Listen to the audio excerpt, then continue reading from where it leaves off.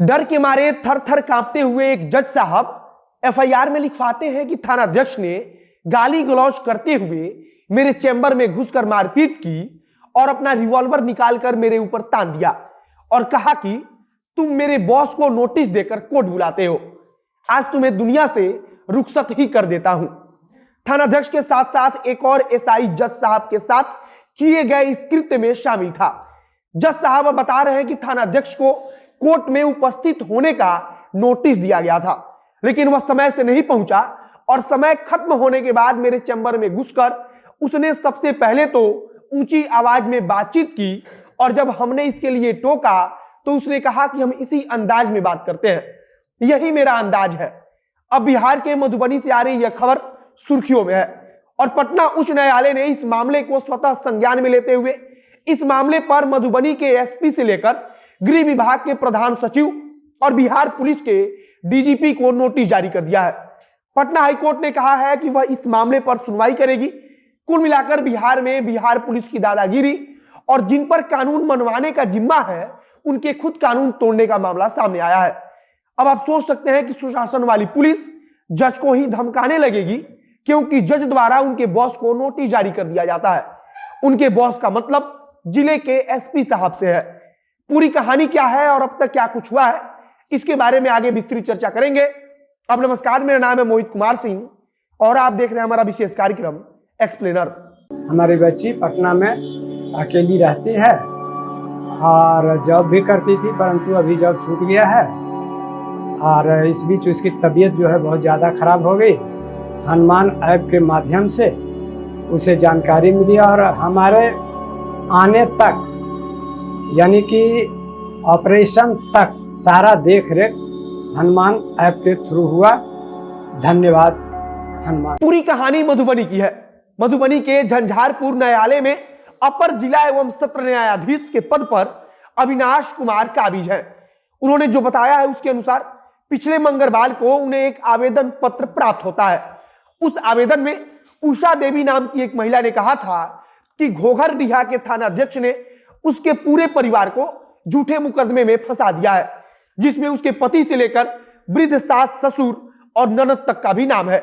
इसके अलावा यह भी आरोप लगाया गया था कि उसके पति के साथ वहां की पुलिस लगातार दुर्व्यवहार कर रही है और ऐसा शिकायत मिलने के बाद थानाध्यक्ष को इस बात की जानकारी दी गई कि उन्हें अपना पक्ष रखना है, लेकिन थानाध्यक्ष साहब अपना पक्ष रखने के बजाय पूरे मामले को टालते रहे। थानाध्यक्ष साहब को अपना पक्ष रखने की सूचना फोन पर दी गई थी, लेकिन जब थानाध्यक्ष साहब ने टाल मटोल की तो उन्हें कोर्ट के द्वारा एक समय दिया गया और कहा गया कि इस समय उपस्थित होकर उन्हें अपना पक्ष कोर्ट के सामने प्रस्तुत करना है। समय देते हुए कहा गया था कि 11 बजे थानाध्यक्ष साहब को उपस्थित होना है, लेकिन थानाध्यक्ष साहब 11 बजे उपस्थित नहीं हुए और इसी दिन 11 बजे के बजाय थानाध्यक्ष साहब 2 बजे जज अविनाश कुमार के चेंबर में पहुंच जाते हैं।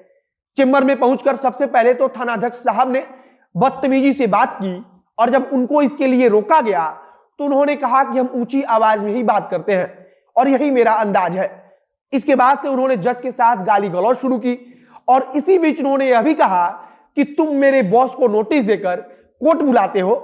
थानाध्यक्ष साहब के बॉस से मतलब जिले के एसपी साहब से था। उन्होंने जज से कहा कि आज तुम्हें तुम्हारी औकात बता देता हूं।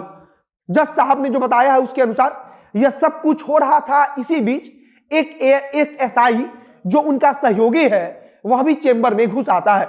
इसके बाद दोनों मिलकर मारपीट करते हैं और इसी मारपीट के दौरान थानाध्यक्ष ने जज पर अपना सर्विस रिवॉल्वर निकालकर तान दिया और कहा कि आज तुम्हें दुनिया से रुखसत कर देता हूं। इसके बाद से थानाध्यक्ष साहब ने कहा कि तुमने हमारे बॉस को काफी परेशान कर रखा है और अपने बॉस के आदेश पर ही हम तुमको औकात दिखाने आए हैं। अब थानाध्यक्ष साहब के बॉस जिले के एसपी साहब हैं। अब क्या एसपी साहब ने वाकई में जज को धमकाने और मारने के लिए कहा था, यह बड़ा सवाल उठ रहा है। इधर पटना हाईकोर्ट ने इस मामले पर स्वतः संज्ञान लेते हुए राज्य के गृह सचिव से लेकर बिहार पुलिस के डीजीपी तक को नोटिस जारी कर दिया है और कहा है कि इस मामले पर आगे सुनवाई चलेगी। पटना हाईकोर्ट की तरफ से मधुबनी जिले के एसपी साहब को भी नोटिस जारी किया गया है और डीजीपी साहब को कहा गया है कि 29 नवंबर तक रिपोर्ट को शील्ड कवर में कोर्ट के सामने पेश करें। जो लोग वहां मौजूद थे वे बता रहे हैं कि जब जज को चेंबर से सुरक्षित निकाला गया तब वे डर के मारे कांप रहे थे। जज साहब इतने डरे हुए थे कि वहां मौजूद लोगों को देखकर उनका पैर कांप रहा था। दोषी पुलिसकर्मियों को दूसरे कमरे में बंद कर दिया गया और उन पुलिसकर्मियों की तस्वीर भी सामने आई है जिसमें उनकी वर्दी पर खून के धब्बे दिख रहे हैं, जो जज अविनाश कुमार के हैं। बाकी अब आगे देखना होगा कि जिले के एसपी से लेकर डीजीपी तक पटना हाईकोर्ट में इसका क्या जवाब देते हैं और आगे दोषी थानाध्यक्ष से लेकर एसपी साहब तक पर क्या कुछ कार्रवाई होती है। बाकी आगे जो कुछ भी नया अपडेट आएगा उसे हम आप तक पहुंचाएंगे। इस वीडियो को यही समाप्त करते हैं। वीडियो को शेयर कीजिएगा, फेसबुक पर देख रहे हैं तो पेज को लाइक कीजिए तथा अगर यूट्यूब पर देख रहे हैं चैनल को सब्सक्राइब कर लीजिए। मिलते हैं फिर बहुत जल्द अगले वीडियो में। कैमरे के पीछे खड़े हैं ओम प्रकाश और मैं मोहित कुमार सिंह। बहुत बहुत धन्यवाद।